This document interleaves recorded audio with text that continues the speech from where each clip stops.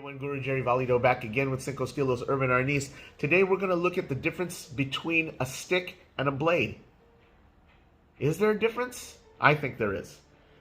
There are some systems that teach you that when you're holding a stick, you're actually using a blade. But you don't hear too many people saying the reverse. When you're holding a blade, you're actually using a stick. Why is that? Well, it's because there are two completely separate and different tools.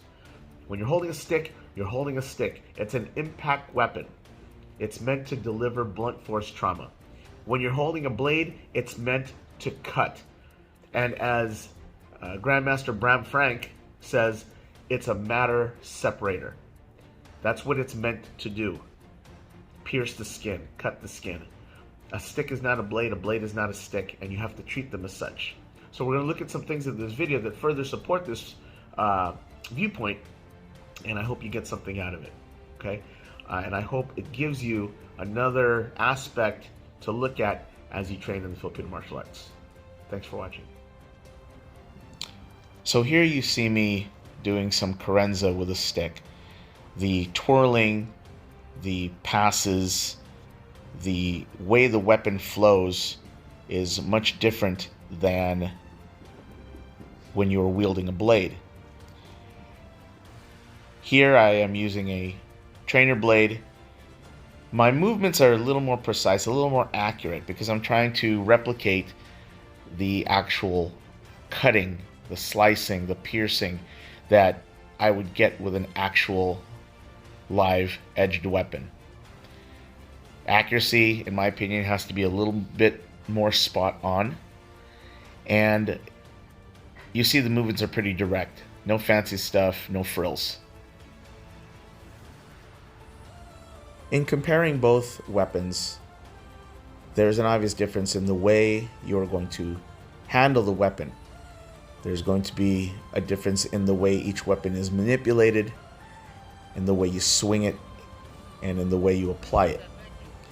So let's take a closer look now at some other differences that may not be as obvious until you actually have the weapon in your hand.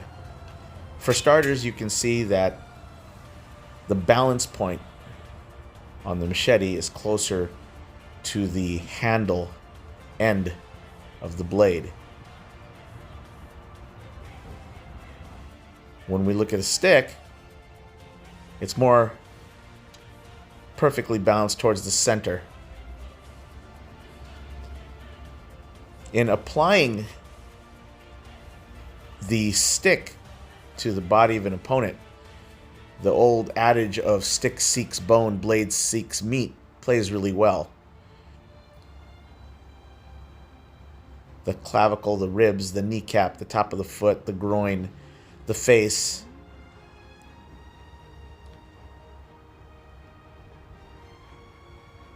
All of these are great impact points. Obviously, anywhere you hit a person with a stick, it's going to hurt.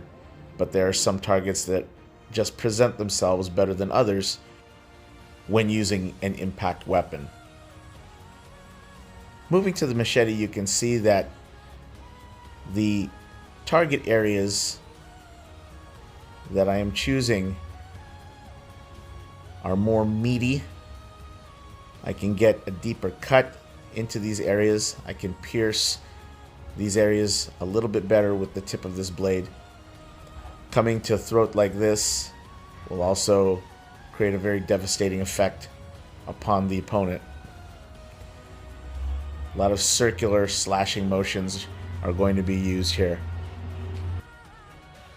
In terms of application, as you can see, I can easily block with an impact weapon and follow up to bony areas of the body. However, using a blade, the direct hit to the throat, the cut to the throat, is going to stop the fight right then and there. Here again on the sweep block, stick against stick. I don't necessarily want to do that with a blade though. I don't want to block blade against blade. I want to cut my opponent. I want a direct hit. Even on this abanico, I can abanico the stick, but the same abanico motion can now be used to cut the opponent's arm.